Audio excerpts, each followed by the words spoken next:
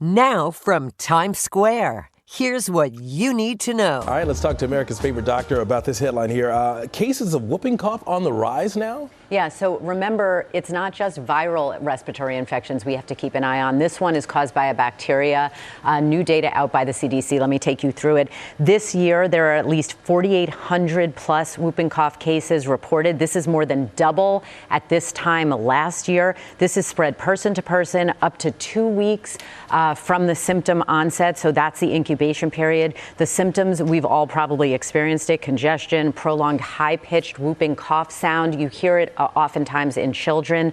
In some cases, it can progress to difficulty breathing. The treatment is mostly supportive, but in some cases, antibiotics are necessary. And again, amongst pregnant women and infants under the age of 1, this can be incredibly serious. And we know there is a vaccine. That's the first line of defense. What does a protection plan look like? So the vaccine regimen differs depending on who you're talking about, as it does for so many different immunizations. It's either Tdap or DTaP, depending on which one you're talking about. For pregnant women, it's 1 dose in the 3rd trimester. This is very important to pass on the antibody protection to the fetus. For infants and children, they require 3 doses at 2, 4, and 6 months of age, and then 2 boosters later on. And older children and adults, it's 1 dose around 11 and 12 years of age, and then 1 time roughly every 10 years. You guys, if you have an infant or newborn in your life in any capacity, whether it's a caregiver, a grandchild, a relative, and you have not been vaccinated in the last 10 years, get that vaccine. You're protecting that baby. So incredibly vital. Thank you so much, Dr. Jen. We'll see you in just a short time from now. And we turn now to ABC's M. Nguyen in Washington with our latest headlines. Hi there, M.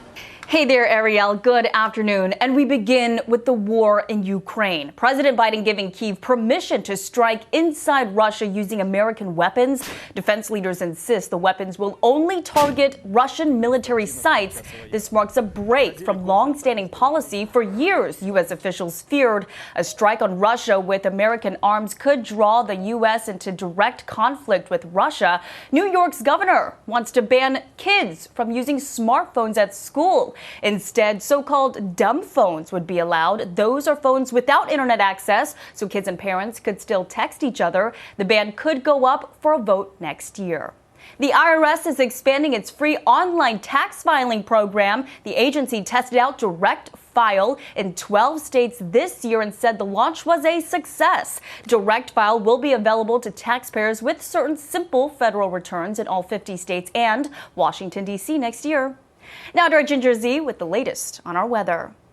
As we come to the close of one of the busiest Mays on record, severe weather-wise, Midland, Texas, showing you the landspout and a tornado, both reported, but it doesn't matter. We're going to still have the potential to add more. Where that came from, we have had the second most tornadoes to date since records went back to 1990, modern records. You can see there, this is where the risk is. Louisiana, Arkansas, Mississippi get into it. This morning, Texas started with a lot of storminess, and then we'll get back to Texas, New Mexico, all the way up into the northern plains as we reach Sunday. So a very busy weekend ahead as we kick off June. Ginger, thank you.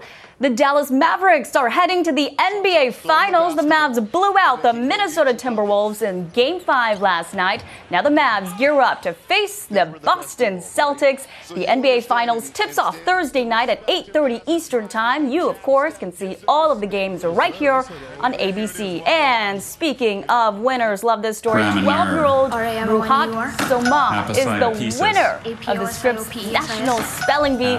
He took the title in a lightning round spell-off tiebreaker right there. Oh, congratulations to Ruhat. Powered through 29 words in 90 seconds. The official winning word was "assail," and that's defined as a descent in mountaineering by means of a rope looped over a projection above. Along with bragging rights, of course, he takes home $50,000 in the prize. Wow. That's just incredible. You know, I've actually had the chance to watch those kids here in Washington, D.C., and I'm just in awe of them. Yeah, we're so proud of all of them. Yeah. For sure. And we're happy and proud of you because somebody's glowing just a little differently today. Someone took the title. What you smiling about, girl? Yeah, someone took the title of bride over the weekend, we heard. Congratulations. I am a bride. I know. That was so much fun this weekend. Oh, it was incredible. You know, there was something I said during the wedding that I want to say here. It's just that there are 2 times in your life where there are all of your family and friends together, and that's your wedding and a funeral. So that is why we cherished Sunday, and it was magical, and it was amazing. Celebrate your wedding. We're so excited for you and Danny. Congratulations. Congrats. Thank All right, you. good to see you, friend. Still ahead on GMA3 on this Friday, guilty as charged. The former president and presumptive Republican nominee, Donald Trump, convicted of falsifying business records.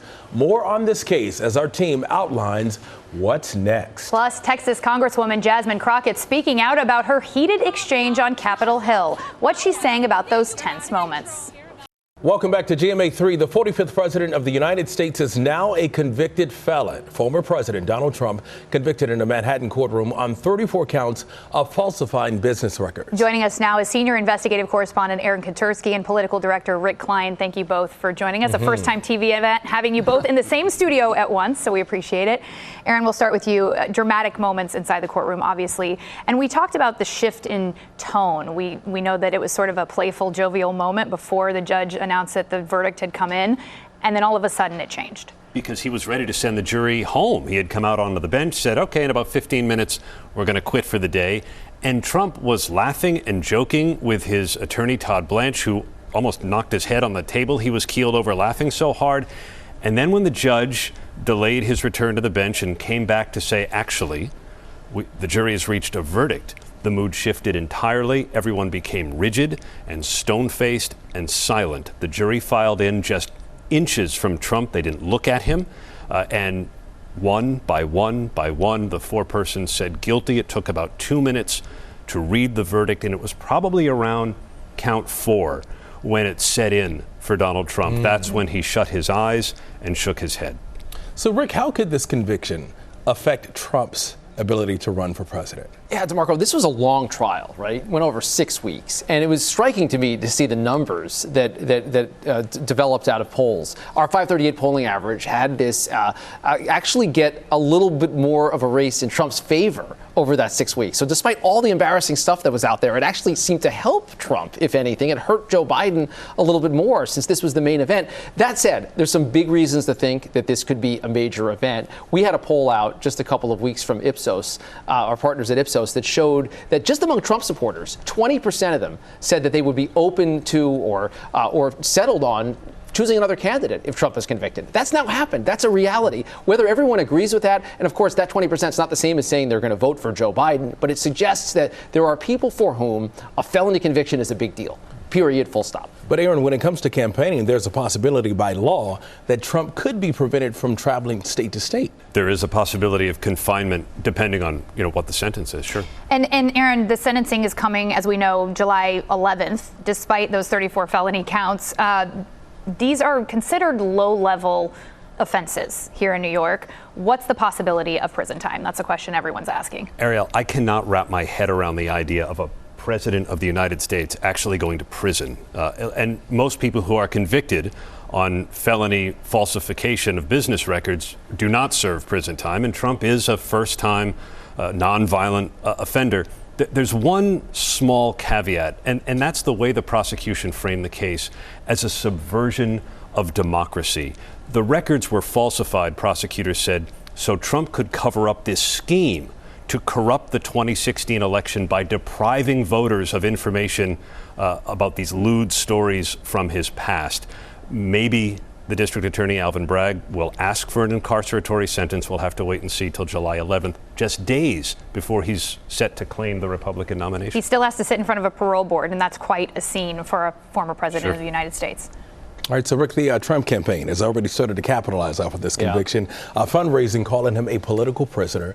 How are they going to use this to work to their advantage? Is it possible that this could help Trump in his race for president? Anything's possible, sure. And I do think that the Trump campaign is already talking about a record fundraising 24 hours since the conviction. And that's not that surprising. It's been in the news. It gets your supporters out. And I'm looking at that sentencing date as kind of the unofficial kickoff to the convention because it's only 4 days out. Look, any normal politician, this would be awful. It rains on your parade, your big moment. But actually for Trump, because it's so core to his message, the political and the legal have been so entwined for so long, it's easy for him to say, look, I'm going to show up there in Manhattan and then I'm going to take the fight to Milwaukee. He gets the convention a few days later. He'll have a new vice presidential pick by then, and he can just envelop all of this into the messaging. It is possible that this helps him in the end, but keep in mind, elections are not settled with your bases. He's got his base. We know the people that are with him forever. Those people on the margins, the people that might be thinking about another candidate, this just might be enough to give them pause. He has always been king of capitalizing on controversy, so we'll see if this time is any different. Thank you both for joining us, Aaron Katersky and Rick Klein. Thanks. Always good to see you. All right, still ahead on GMA3 The View's Sunny Hostin is here in studio to tell us all about the new novel in our best-selling Summer Beach series. The captivating page-turner that's mixing romance and drama with a few life lessons. Stay with us. We love better value at Dunnes Stores. Choose from a fantastic range of beer and cider 8-can packs, like Guinness, Rockshore and Bulmers, now at the lowest market price. Mix and match 3 for just €4 on a great selection of soft drinks and snacks, like Sprite Zero 2 litre and Hula Hoop 6-packs. Dunnes Stores, always better value. Terms and conditions apply. Prices subject to deposit return scheme fees. Please drink sensibly. We've got the exclusive view behind the table. Every day, right after the show, while the topics are still hot, the ladies go deeper into the moments that make the View the View. The View's Behind the Table podcast. Listen wherever you get your podcasts. Please welcome Sunny Hostin. So, Sunny, this is your third novel, your beach read, and you've said this is really a love letter to your readers. What do you mean by that? It is, because a lot of people know about HBCUs, right? Historically black colleges and universities. So many people don't know about HBBCs. It's a federal designation for historically black beach communities. And what I wanted to do was sort of, we see this erasure of our history, of our American history, and I wanted to send this love letter out and tell people there are these beautiful places of wealth, of excellence, of love, of friendship. And my readers from the first book wanted more and more and more, and they instructed me. They told me, I want to know more about Olivia. I want to know about her journey. I want her to find value. I want her to find love. I want her to find family. And so I wrote this because they asked me to. And what greater pleasure than to sort of have someone, not one, but thousands of people reach out to tell you, validating. You did this okay, and we want more of it. So it is a love letter. And you talked about it. Your books touch on black history, but they also caught the attention of actress Octavia Spencer. And you guys are working on a little project. Can you tell us about it? We are. It was so wonderful. I gave her a book. I actually thought it would maybe lead to an Instagram post. That's all I wanted.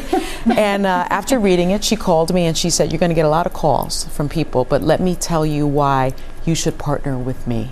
And I thought it was a joke. I thought it was one of my friends, but it wasn't a joke. And so Prime Amazon actually bought the series, and we have been greenlit to pilot. We are almost finished writing it. And Octavia, hopefully, if she has time, will play Olivia's mother, Cindy. If she doesn't have time, I know another Oscar-winning actress named Whoopi Goldberg, who I've got her on deck. You may have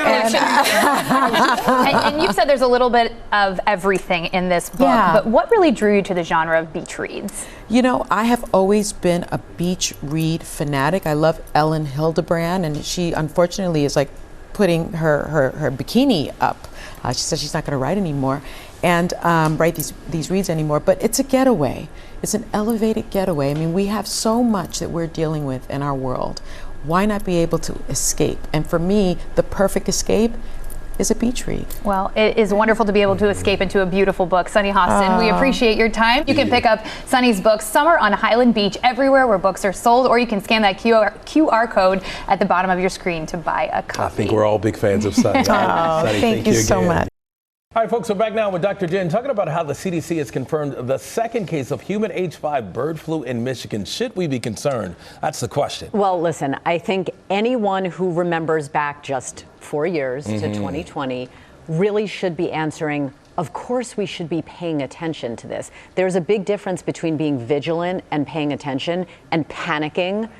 unnecessarily right now, right? We've learned that we have to pay attention to these spreading infectious diseases. Viruses mutate for a living. This has been occurring now for several years, infecting poultry, now dairy cattle. Anytime we see a virus that does change in a normal course of the viral lifespan, and it goes from one species to another, we have got to pay attention. Now, this is the third U.S. case, the second confirmed case in Michigan.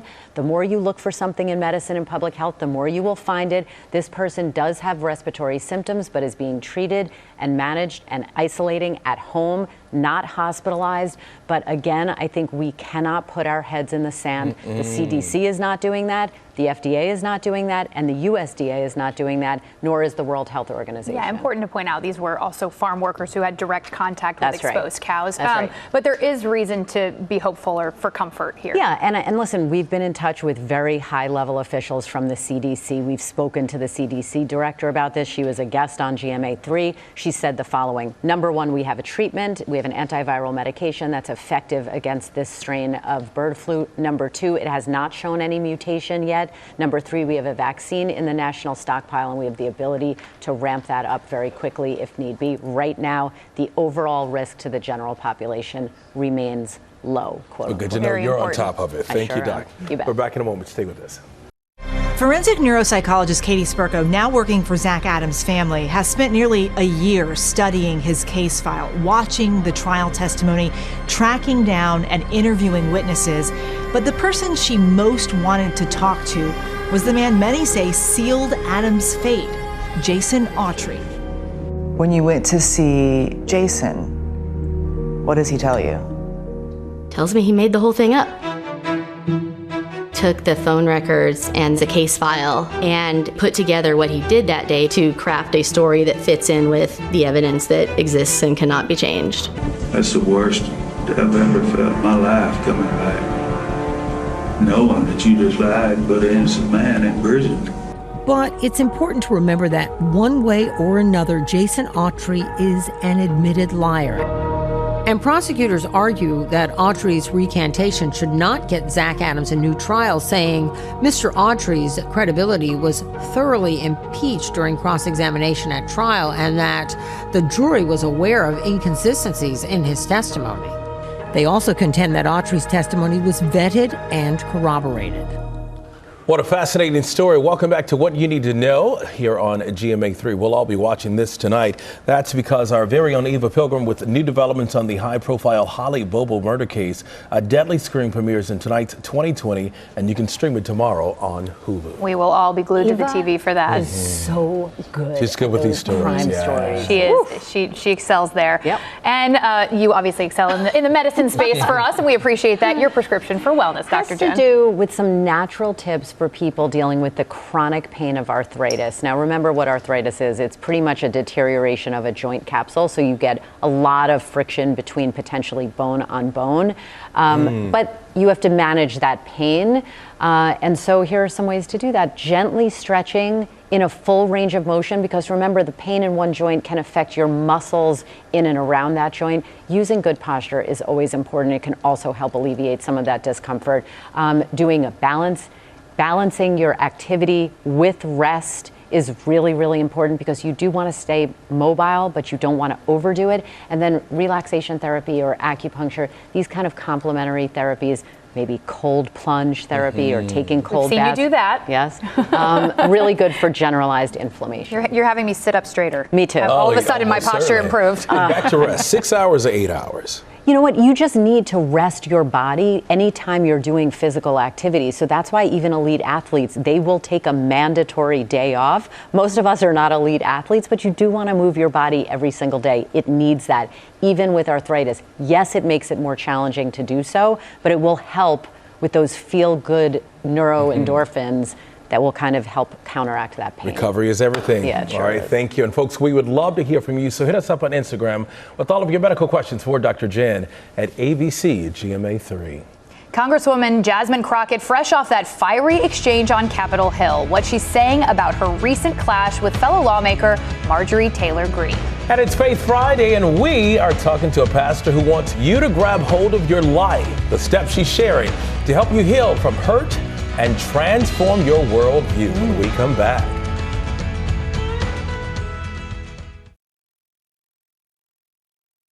Your ticket to summer starts this bank holiday weekend at Kildare Village. All weekend there's music and we're giving away flights, European city breaks, tickets to the summer's hottest gigs and much more. Oh, and special offers on some of your favourite brands. Your ticket to summer. See kildarevillage.com for details. People who disappear without a trace. Where is she? The most notorious murder cases in New York. Pure evil. And the most devious killers. There's a Hannibal Lecter feel to him. For chilling true crime stories, follow the True Crime NYC podcast wherever you listen. The contentious congressional hearing moment that was heard around the world earlier this month between Representatives Jasmine Crockett and Marjorie Taylor Greene. Joining us now in the studio is Texas Congresswoman Jasmine Crockett. Jasmine, thanks for being with us. Good to have you here. I should say. Absolutely. So first, we have to ask your reaction to President Trump's conviction on those 34 felony counts. I know you were at court at one point. Yeah, no, it was actually a good day for America. It's a sad day for America, but for the rule of law. You know, this is an administration and the MAGA movement in general has challenged the rule of law and consistently said that it's nothing but weaponization. We know now that there were 12 jurors of his peers that decided that even though he was a former president, he could still be held accountable. And that's a good day in America. It's a sad day because he still is the presidential nominee for the Republican Party, which I don't really know what our world is coming to when we have someone who has 34 counts of felony indictments that he's been found guilty of, and they could still end up in the White House. All right, something else that everybody is talking about, that confrontation, if we can get back to that. Yeah. So it went viral. Yeah. T-shirts, hip-hop song, gospel song, your comments there. Do you regret anything you said, or was it just a moment where you said, you know what, okay, I've had enough? No, here's the deal. I number one, I did have enough. I do want to be clear about that. But I also wanted to make sure that Comer would think about what is it going to look like to conduct hearings going forward. Marjorie has been off the chain bad since we got there. She's brought nude photos to committee. She has sat there in the State of the Union yelling at the president. She has called her colleagues on her side of the aisle worse than what she called me. And so the question is, what are we going to be? And you're the person that needs to make that decision.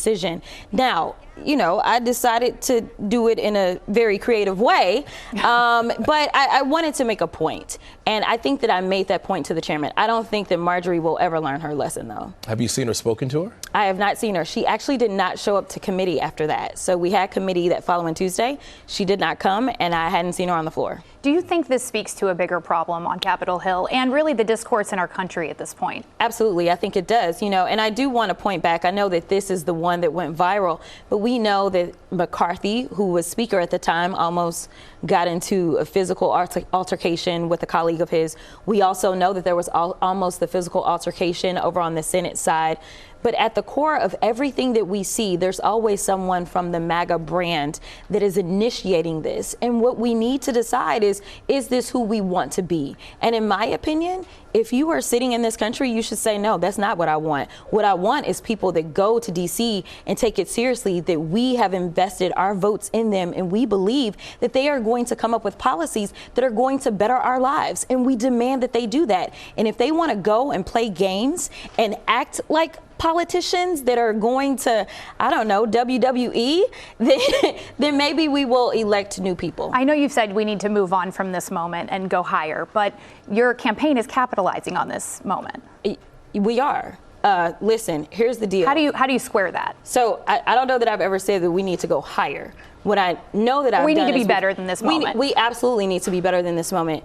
But this is one way that we're going to start, because unfortunately, money is required in politics. And right now, I am committed to making sure that we don't have a circus in the House anymore. We need to make sure that Hakeem Jeffries becomes the Speaker of the House. That starts by getting money into our coffers. The money that's being raised, unlike Trump, I'm not using it for legal fees. I'm not using it to protect me as an individual. I'm using it to make sure that we protect democracy, to make sure that we push forward, we make sure that people feel safe in this country, to make sure that people have the jobs that they need, to make sure that they have the economy that they deserve. So I absolutely think that Marjorie, while she wanted to mean this for bad, God meant it for good, and we're going to make this money and we're going to flip this house. Do you feel like the rules are different? Pressure for, a black woman in Congress?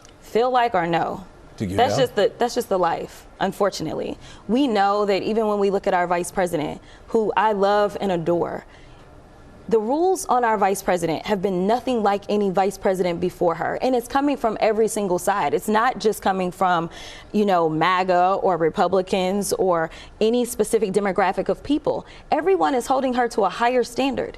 She is the first woman and she is the first person of color to hold that position. Now, all of a sudden, they want her to do more than any vice president has ever done. A vice president is supposed to be a supporting cast member. That is all. When you ask the average person, name for me 5 other vice presidents, they can't tell you the names of 5 vice presidents, but they want her to do so much. And listen, she is equipped, she can, and as we see, she is traveling and she is working very hard. But unfortunately, for me to get there, even when you look at my resume versus, say, Marjorie's resume, I don't know that I would have made it to Congress with Marjorie's resume, but it took me having done so much more before I could get there. And that's fine because I understand what the rules to the game are. But at the same time, I do want to make sure that while I'm in position, that I start to even the playing field and make sure that I highlight these discrepancies and differences. So how do we fix that? Is it representation? It's absolutely representation, but you can't just be another face at the table.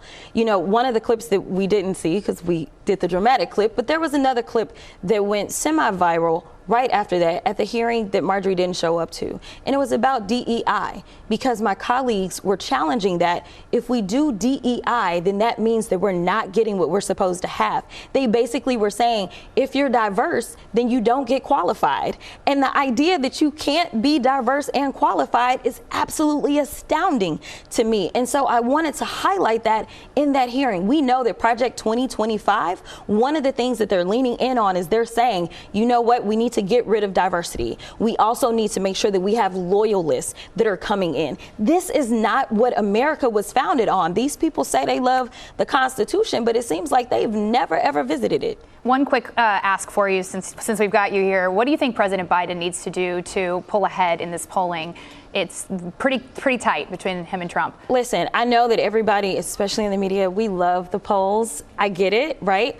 But if we relied on polls and if polls knew what they were talking about, we would have had Hillary Clinton as a president. I just want to remind people that Hillary was ahead in the polls. What can Biden do to win? He absolutely needs to just talk about what he's done. And he needs to talk about it in a way that's tangible, not saying we passed the infrastructure law, but saying, listen, to your community, we brought $80 million. That $80 million brought this amount of jobs. And with those jobs, we know that now you have a better economy. This is how we got here. Talking about the child tax credit, making sure that people know when you got $400 extra a month under the child tax credit, that was because of the Biden-Harris administration, making sure that they know if you had that 6-figure student loan debt that actually has been relieved, that was the Biden-Harris administration. They haven't really been singing their praises from the rooftops, and so we've got to make sure that they start doing that. Congresswoman Jasmine Crockett, thank you very much, and please come back, promise. Absolutely. All right, Good to thank have you. you We here. appreciate it. Coming up on GMA3, a call to rise on this Faith Friday. The pastor sharing words of wisdom in her latest book to help inspire your own comeback story. Stay with us. It is Faith Friday. Our next guest, who is known for keeping it real and not shying away from the tough conversations. She is a pastor, host, and author, and her book, You Gotta Get Up, reminds us that staying stuck where you are takes as much energy as moving forward. You got to sit with that for a second. Here to discuss all of it with us is Pastor Kim Jones, also known as Real Talk Kim. Oh my gosh. Thank you for being with us. I am so thankful to be here. We need your positivity today. Yes. So in this book, you say that pain isn't your fault, but healing is our responsibility. Yes. Explain that. You know, I don't think any of us come into this world wanting to get divorced, or we want to succeed. And so I have found that when the pain comes, it is for a purpose. And if we can shift the narrative and say, I'm not staying here. This hurt like hell, but I'm getting up and I'm praising my way out of this thing. That's where the combination of power, it's like when you walk into a room, atmosphere shift because you made it through something. You got a limp now, but you made it. So that pain is for your purpose. But Pastor, how do you get to that point? Because you don't get there overnight. Yeah. Well, for me, I thought God just was a genie in a bottle. I thought he was just going to heal me, right? I found out whenever I walked through a divorce after 18 years, I was so devastated. And I was literally raised in a religion that said if you get divorced, you're going to hell on a slip and slide. I was laying in bed one day.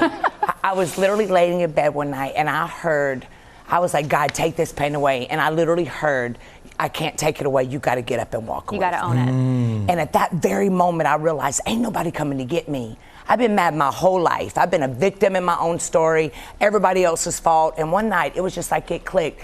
Man, as long as I ain't dead, God ain't done. Ooh. Like, I can get up. I can move my big old thick thigh, and I can get up, scared and all. The worst thing that can happen is I fall again, and I'm going to flip over and float. But I ain't staying here. As long as I ain't dead, God ain't done. Yeah. As So you're long as you constant work got in a pull. progress. Constant work in progress. Yeah. Where do you find the strength to dig out of a hole when you're just feeling at your lowest? For me, it was, I'm just tired of being here. I think nothing changes until you get sick and tired of being sick and tired. You stop stalking that ex on social media when you get sick and tired of being stuck. You're over there breaking your own heart because you're just scared to death somebody's getting ahead of you. And so it's getting at that point where you fall in love with who you are. And you let God just do that work in you, and there ain't nothing like, man, you take a licking, but keep on ticking. We ask all of our guests this. Just leave us with a message of hope or something to hold on to, especially as we look at our fractured world and so many sad things going on all around us. Man, just realize that you get one chance at this life, and you get up, you praise your way out. Amos 9:13 is my favorite scripture. It says, it won't be long now, God's decree said things are about to happen so fast your head is about to spin. Blessing upon blessing, you won't be able to keep up with the blessing. A message that surely resonates. Thank you so much. Real Talk Kim, thank you for being with us today. We appreciate it. You can pick up her book, You Gotta Get Up, wherever books are sold. Just scan that QR code on your screen as well, and you can purchase a copy. I feel like saying the doors of the church are now open. Yes. Pastor, thank you. Thank you. We appreciate it. All right, straight ahead, our spotlight on Broadway, the century-old play getting new life on the stage. Actor William Jackson Harper is here to talk about that role that earned him a Tony nomination. Stay with us. That was good. That was good. Lainey Wilson, now streaming on Hulu. The story you haven't heard. I experienced a lot of heartache. I'm a tough woman, but it's not easy. Lainey Wilson. It's taken me a really long time to even get to this moment. And the CMA Award for Entertainer of the Year goes to Lainey Wilson. Hey y'all, it's Lainey. I cannot wait for you to see my special streaming on Hulu. This has been a wild ride, and you'll get to ride alongside me on this journey. Lainey Wilson, Bell Bottom Country, now streaming only on Hulu. When it comes to winning elections, is it really the economy, stupid? Are soccer moms the quintessential swing voter? And does it matter which candidate you'd rather share a beer with? Every election cycle, cliches come easy. But are they right? In a new series on the 538 Politics podcast, we're taking a look back at conventional wisdom from past elections. Where did that wisdom come from? And does it hold up today? Find the Campaign Throwback series in the 538 Politics feed wherever you get your podcasts.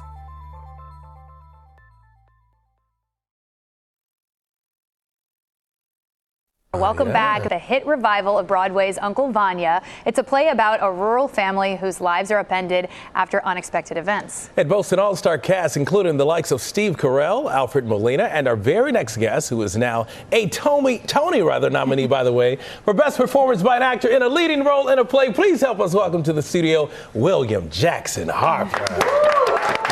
Congrats. Yeah, congrats on your first Tony nod. Thanks. So a dream come true, but it wasn't easy. How did you get here? Man, I wish I knew. Still trying to figure that out? Yeah. It's like, it's interesting because, like you start out studying in school thinking like, I'm going to do this one day and I'm going to be on stage and accepting a Tony. And then you get whooped for a good, 10, 15 years. And you're just like, if I could just pay the rent, that would be great. Yeah, because you were just focused on trying to pay the rent, like you said. Yeah. Here in New York? Yeah. So, it was just like, I honestly can't believe I'm here and this is happening at Little all. imposter syndrome? Happening. Yeah. It's real. You're here. So when you found out you got nominated, what went through your head? I was at the gym. I Did you make a big scene? Because I feel like that would have been appropriate. I would have passed out. Oh, no. I put my little phone in the cubby hole. It was a little hit class in Brooklyn, and I purposefully was just like, I'm not gonna pay attention to this at all today. I'm just gonna do something else, and then if something happens, my phone will blow up. And then after the class, I went back, got my little phone out the cubby hole, and And there it was. A ton of messages, and I was like, oh, snap. Did you tell the person, anyone standing next to you? Yeah, my buddy Sean was with me, and so I was like, hey, man, I'm a Tony nominee. He was like, what? I was like, yeah. I was about to say, he was freaking out, wasn't he? Yeah, more excited than you. Yeah. Okay, so you're acting with a Titan cast. What has that been like for you to look to your left and right and say, like, I'm here, I made it on this stage with some of the greatest in the business? I'm just such a huge fan of everyone I'm on stage with. Like, I've seen all of their work, and I think that they're all really, really talented. And so, honestly, the rehearsal was really more about just getting over being intimidated and being a fan. Did you feel that? Oh yeah! Oh my God, yeah. So that was the big thing, getting over it. But then everyone's so generous and so rigorous and fun, and we just want to do the play as best we can. So what do you think it was about your character that got you this Tony nod? I mean, did you had to dig deep into or go someplace and find that moment?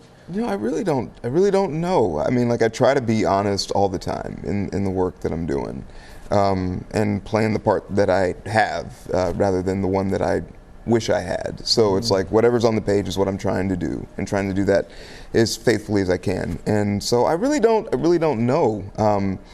And like this whole cast, like I'm so impressed with the work that I'm getting to witness on stage every night that it's something that I don't really think about. This has been quite a banner year for you. You're also earning acclaim for your off-Broadway play as well.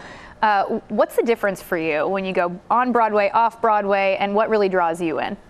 Well, this is only my second time on Broadway, and this is such a huge, I'm telling you, it's wild. But honestly, it's just the size of the space you're in, and trying to fill that space is an exercise. And off-Broadway houses, they're about half the size, and smaller, and those feel more intimate, and you feel like you're just people in a room together. This is like trying to fill the space and make it still feel truthful, not like you're just yelling at everybody the whole performance. Yeah. So just quickly tell us what we can expect from this play. What are the deepest moments we can look at? I think Chekhov can be. I think people have this idea of it being very depressing and very heavy, and I think something that our director and translator wanted us to really lean into was how often these people are flirting with each other, teasing each other, giving each other a hard time, trying to find the light, even in the midst of so many sort of heavy things happening. And so I think there's a lot of lightness in the play, even though we're dealing with a lot of people that are dealing with their life not being what they want it to be and having to sort that out for themselves. Well, you have found the light, my brother. Yeah. And congrats to you. Thank you, brother. Appreciate it. Yes, again, thank you to William Jackson Harper for being with us today. And by the way, Uncle Vanya runs through Sunday, June 16th at the Vivian Beaumont Theater in Lincoln Center in New York. Go out and support it. And that is what you need to know for this Friday. I'm DeMarco Morgan. I'm Ariel Resha. And I'm Dr. Jen Ashton. And for all of us here at ABC News, have a great weekend. Happy Friday, everyone. Nice to meet you.